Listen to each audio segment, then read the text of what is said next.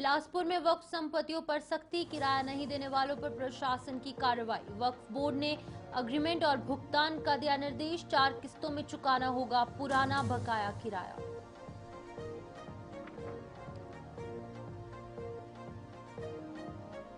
वहीं बेमेतरा पहुंचे सतनामी समाज के धर्मगुरु गुरु बाल दास साहिब। गुरु खुशवंत साहिब पर हमले की जगह का किया निरीक्षण। गुरु बालक दास बोले, ये पूरे समाज पर हमला है, मुख्यमंत्री से मिलकर करेंगे सुरक्षा पर चर्चा।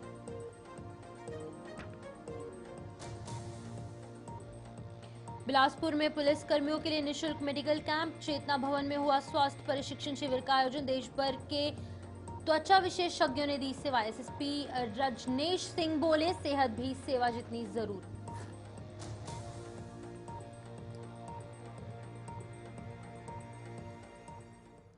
नमस्कार, छत्तीसगढ़ का एक खास बुलेटिन देख रहे हैं आप और मैं हूं आपके साथ शिपवन शर्मा। तो चलिए बिना किसी देरी के शुरुआत करेंगे इस खास बुलेटिन की। वक्फ संपत्तियों पर कब्जा जमाए जो किराएदार हैं उन पर अब सख्ती शुरू हो गई है और वर्षों से किराया नहीं चुकाने वाले लोगों और संस्थाओं के खिलाफ प्रशासन ने कार्रवाई शुरू कर दी है। चाटापारा मस्जिद क्षेत्र में जांच के बाद नोटिस दिए जा रहे हैं। छत्तीसगढ़ वक्फ बोर्ड अध्यक्ष डॉक्टर सलीम राज ने सभी किराएदारों से किराया भुगतान के साथ साथ अग्रीमेंट कराने के निर्देश दिए हैं। पुराना किराया 4 किस्तों में चुकाने की सुविधा दी गई है। वहीं बोर्ड की संपत्ति धार्मिक और सामाजिक कार्यों के लिए है, उसका दुरुपयोग अब बर्दाश्त नहीं किया जाएगा। वक्फ बोर्ड की आमदनी बढ़ाए, वक्फ बोर्ड की समाज की उन्नति के लिए क्या कार्य कर सकता है उसके लिए निरीक्षण भी किया गया है। जो दुकानें एग्रीमेंट नहीं करेंगे उनके ऊपर कार्रवाई की जाएगी। सारे वो डर के भाग गए और उसके बाद छत्तीसगढ़ राज्य वक्फ बोर्ड में आए थे, उन्होंने तय किया था कि हम 10,000 रुपये महीने किराया देने को तैयार है। उसके बाद भी न कर रहा है तो कलेक्टर के माध्यम से शीघ्र ही दुकानें सील कर दी जाएंगी और नया एग्रीमेंट उनके द्वारा किया जाएगा। क्या बात है? सतनामी समाज के धर्मगुरु गुरु बालदास साहिब रविवार को बेमेतरा दौरे पर पहुंचे। उन्होंने अपने पुत्र गुरु खुशवंत साहिब पर हुए हमले की जगह का निरीक्षण किया और पुलिस जांच पर सवाल उठाए। उन्होंने कहा कि ये हमला सिर्फ उनके बेटे पर नहीं बल्कि पूरे समाज की आस्था पर हमला है। गुरु बालदास ने 24 घंटे में आरोपियों को गिरफ्तार करने की मांग की और चेतावनी दी कि ऐसा न होने पर आंदोलन होगा। उन्होंने बेटे की सुरक्षा को लेकर भी चिंता व्यक्त की और कहा कि इस विषय पर जल्द मुख्यमंत्री से मुलाकात करेंगे।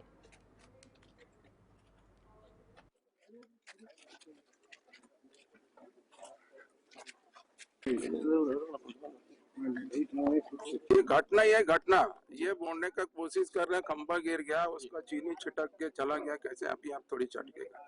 और वो भी जहाँ पे हमारे बेटा बैठा हुआ है विधायक गुरु खुशवंत साहब, उसी के सामने जस्ट जो है लगा फ्रंट में, बॉडी में लग सकता था, ड्राइवर साइड लग सकता था, बैक साइड लग सकता था, कहीं इधर उधर नहीं लगा। मतलब जानबूझ के किसी ने पत्थर मारा है, ये तय निश्चित। हम उसकी जांच कराएंगे और हम एसपी साहब को बोलते हैं, आगे एसपी साहब जी, जो भी व्यक्ति है उसका जांच करे, 24 घंटे के अंदर उसको पकड़ के लाए, 24 घंटे का। और मैं नहीं समझता कि भी छत्तीसगढ़ में मेरे को सब लोग जानते हैं और मेरा सबसे संबंध अच्छा है, प्रेम संबंध, हर समाज हर वर्ग से। अच्छा, कौन सा दुश्मन आ गया जो गुरु बालदास के बेटे के ऊपर हमला किया? अब ये हमला ऐसा ही नहीं है। सतनामी समाज के जो विधायक है गुरु खुशवंत साहब, सिर्फ विधायक नहीं है, गुरु भी है और गुरु बालदास का बेटा भी है और सतनामी समाज का पूरा नायक है, धर्मगुरु है। उनके ऊपर हमला ये छोटी मोटी बात। रायपुर के भावना नगर के अंदर एक स्थानीय पत्रकार राघवेंद्र पांडे के साथ मारपीट की घटना सामने आई है। पत्रकार किसी कार्य से वहां पहुंचे थे, तभी बजरंग दल से जुड़े कुछ लोगों ने उनके साथ अभद्रता और मारपीट की। राघवेंद्र ने थाने के अंदर शिकायत दर्ज करवाई है। पुलिस ने मामला दर्ज कर आगे की जांच शुरू कर दी है। सीसीटीवी फुटेज और साथ ही साथ गवाहों के बयान लिए जा रहे हैं। रायपुर प्रेस क्लब के अध्यक्ष प्रफुल्ल ठाकुर और महासचिव वैभव पांडे ने एसएसपी से मिलकर तीव्र कार्रवाई की मांग भी की। पत्रकारों की सुरक्षा को लेकर चिंता भी जताई गई है। कुछ पत्रकार साथी जो है रिपोर्टिंग करने के लिए गए थे कहीं पे बाइट लेने के लिए, और वहां पर एक दल के लोग जो है उन लोगों ने अभद्रता की, पत्रकारों के साथ मारपीट की और उनके कैमरे को तोड़कर नाली में फेंक दिया। बहुत ही निंदनीय है और इस तरह की घटनाएं लगातार रायपुर में और छत्तीसगढ़ में घट रही हैं। इसकी रायपुर प्रेस क्लब पत्रकारों की ओर से कड़ी निंदा करता है। हमने एसपी साहब से आज मुलाकात की है, रायपुर एसपी से, और उनको ज्ञापन दिया है कि जल्द से जल्द इस पर कानूनी कार्रवाई जो भी बनती है वो कानूनी कार्रवाई की जाए और जिन लोगों ने भी ये कृत्य किया है उनके खिलाफ जो है उनके खिलाफ कार्रवाई हो और जो कैमरा जिन लोगों ने तोड़ा है जिस तरीके से, उसका उचित मुआवजा जो है वो दिया जाए। ये है कि जो लोग थे वो दल विशेष से जुड़े हुए थे और उनके द्वारा इस तरह का कृत्य जो है अंजाम दिया गया था। उन्होंने चिंताजनक विषय है कि पिछले कुछ दिनों में पत्रकारों के साथ इस तरह से दुर्व्यवहार और मारपीट की घटनाएं लगातार सामने आ रही हैं। कल भी हमारे साथी जो है वो अपनी रिपोर्टिंग के लिए गए हुए थे, उससे किसी को कोई असर नहीं पड़ रहा था, कोई प्रभाव नहीं पड़ रहा था, वो अपना काम कर रहा था, किसी के साथ कोई व्यवहार नहीं किया। उसके बाद भी उसके साथ न सिर्फ मारपीट की गई बल्कि उसके कैमरे को भी नुकसान पहुंचाया गया, नाली में गिरा दिया गया। बहुत दुर्भाग्यजनक घटना है। हमने पुलिस अधीक्षक साहब से मिलकर पूरी घटना की जानकारी दी और हमने कार्रवाई की मांग की है। हम ये अपेक्षा भी करते हैं कि छत्तीसगढ़ बहुत शांत प्रदेश है, बहुत अच्छा प्रदेश है। यहाँ सामाजिक तत्वों के हौसले इतने बुलंद ना हो जाएं कि वो हमारे पत्रकार साथियों पर प्रहार करने पर आमादा हो जाए। तो हमारी चिंता है और हमने अपनी चिंता से एसएसपी साहब को अवगत कराया और हम ये उम्मीद करते हैं कि हमारे आवेदन पे, रायपुर प्रेस क्लब के आवेदन पे और पत्रकार साथी के आवेदन पे कार्रवाई की जाएगी। और जो बिलासपुर में यातायात पुलिस ने चेतना भवन में निःशुल्क मेडिकल कैंप का आयोजन किया है और इस कैंप में पुलिस अधिकारियों, कर्मचारियों और उनके परिवारों का स्वास्थ्य प्रशिक्षण किया गया। शिविर में देश भर के प्रमुख त्वचा रोग विशेषज्ञ ने सेवाएं दी। एसएसपी रजनीश सिंह ने कहा कि पुलिस की दिनचर्या के कारण स्वास्थ्य समस्याएं बढ़ती हैं और ऐसे कैंप जरूरी हैं। वहीं पर IADVL छत्तीसगढ़ के सहयोग से लगे इस शिविर में दवाइयों का भी निःशुल्क वितरण हुआ। एसएसपी ने डॉक्टरों और मेडिकल टीम को सम्मानित किया और सभी से स्वास्थ्य को प्राथमिकता देने की अपील की।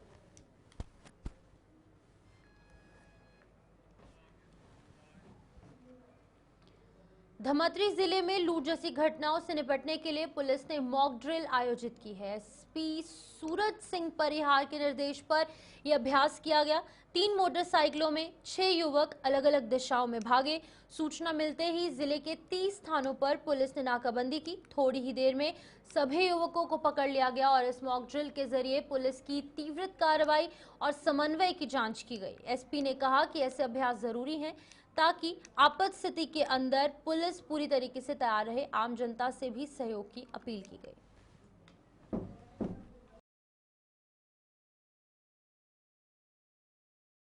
पुलिस अधीक्षक महोदय के द्वारा लूट की घटनाओं का मॉक ड्रिल कराया गया है, जिसमें अलग अलग जगहों पे जो नाकेबंदी पॉइंट है उनको चेक कराया गया और लूट की एक झूठी घटना फैलाकर थानों को ये पॉइंट दिया गया था कि अलग अलग जगहों पे नाकेबंदी करें और लगभग 30 जगहों को पुलिस द्वारा सील किया गया था।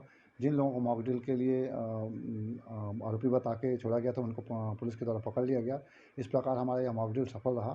भविष्य में इस प्रकार की कोई घटना होती है तो त्वरित कार्रवाई के लिए की दिशा में इस प्रकार का मॉक ड्रिल किया जाता है। सर, ये जिले में किया गया था या किसी थाना क्षेत्र में? ये पूरे ज़िले में किया गया था।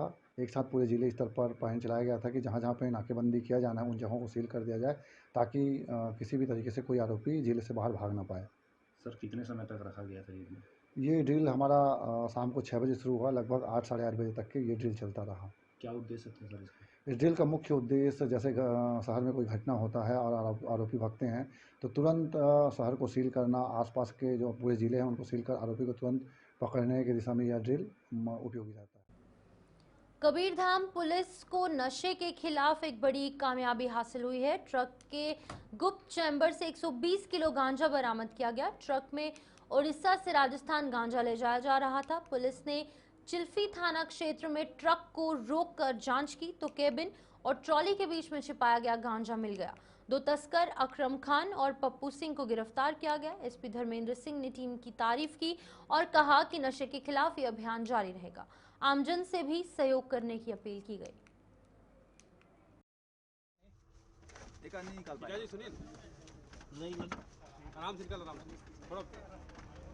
खिंचा जाएगा वो। कबीरधाम पुलिस द्वारा गांजा की एक बड़ी खेप पकड़ी गई है। पुलिस अधीक्षक महोदय श्री धर्मेंद्र सिंह के द्वारा जिले में अवैध मादक पदार्थों की तस्करी पर रोक लगाने के लिए लगातार निर्देश दिए गए हैं। इसी क्रम में आज थाना चिल्फी की टीम को मुखबिर से सूचना प्राप्त हुई थी कि एक ट्रक में भारी मात्रा में उड़ीसा से गांजा ले जाया जा रहा है। मुखबिर की सूचना पर ट्रक को मुस्तैदी से रोका गया और पहले तो ट्रक को चेक करने पर में ट्रक में कहीं पर भी गांजा नहीं मिला था, पर जो गांजा तस्कर है, अंतर्राज्यीय गांजा तस्कर, उन्होंने जो है बहुत चतुराई से कैबिन और जो डाला होता है उसके बीच में एक गुप्त चैम्बर बनाया था। उस गुप्त चैम्बर में 115 पैकेट में कुल 120 किलो जो गांजा है वो बरामद किया गया है और 2 आरोपियों को गिरफ्तार किया गया। दोनों राजस्थान कोटा के निवासी है, वो उड़ीसा से कोटा लेकर के गांजा जो है वो लेकर के जा रहे थे। पुलिस इसमें अग्रिम कार्रवाई कर रही है। रायपुर में छत्तीसगढ़ वैष्णव ब्राह्मण समाज की राष्ट्रीय कार्य समिति की बैठक आयोजित की गई। इस अहम बैठक में मुख्यमंत्री विष्णुदेव साय भी शामिल हुए। उन्होंने समाज के संगठनात्मक कार्यों की सराहना की और प्रदेश के विकास में समाज की भूमिका को महत्वपूर्ण बताया। मुख्यमंत्री ने कहा कि सामाजिक संगठनों की भागीदारी से ही राज्य समरसता और विकास की दिशा में आगे बढ़ेगा। बैठक में वैष्णव ब्राह्मण समाज के पदाधिकारियों और सदस्यों ने कई सामाजिक मुद्दों पर चर्चाएं की। वैष्णव ब्राह्मण समाज, जिसको हम लोग पुरोहित मानते हैं, जिनका आशीर्वाद लेते हैं, और हम तो ये समझते थे कि ये समाज खाली सनातन को मजबूत कर रहा है और हमारे सभी संस्कार को आप लोग पूर्ण कराते हैं, लेकिन आज इतना आपके समाज का गौरवशाली इतिहास है, थोड़ा तो मालूम था, लेकिन आज बहुत कुछ मालूम हुआ। आदरणीय हमारे विजय कुमार दास जी अपने उद्बोधन में रखे हैं। आदरणीय हमारे पूर्व मुख्यमंत्री विधानसभा अध्यक्ष डॉक्टर रमन सिंह भी समाज के इतिहास को रखे हैं। वास्तव में बहुत गौरवशाली इतिहास रहा है समाज का। राजतंत्र में राज्य भी चलाए हैं और ये समाज, हम तो समझते थे कि मतलब क्या बोलते हैं, भक्तों से दान ही लेते हैं लेकिन इतना बड़ा बड़ा दान समाज के लिए किए हैं कि पूरा अपना राजपाट भी छोड़ दिए हैं। तो ऐसा ये समाज है। मैं समाज के सभी बंधुओं को पुनः नमन करता हूं और आप सब लोगों का आशीर्वाद है कि हम लोग यहाँ पर सरकार में हैं 1.5 साल से, और मोदी की गारंटी जो 2023 के विधानसभा चुनाव में हमारे देश के यशस्वी प्रधानमंत्री छत्तीसगढ़ के 3 करोड़ जनता से वादा किए थे, 1.5 साल में ही अधिकांश वादों को पूरा किए हैं। क्योंकि हमारा ये छत्तीसगढ़ प्रभु श्री राम का ननिहाल भी है और अपने वनवास काल का सर्वाधिक समय करीब 10 साल उन्होंने हमारे छत्तीसगढ़ में व्यतीत किया है। तो बहुत लगाव है प्रभु श्री राम जी से हमारे छत्तीसगढ़ वासियों का। तो हम लोग सरकार में एक रामलला दर्शन योजना भी शुरू किए हैं और अभी तक 22,000 से। तो चलिए फिलहाल खबर छत्तीसगढ़ में इतना ही। दीजिए इजाजत, नमस्कार।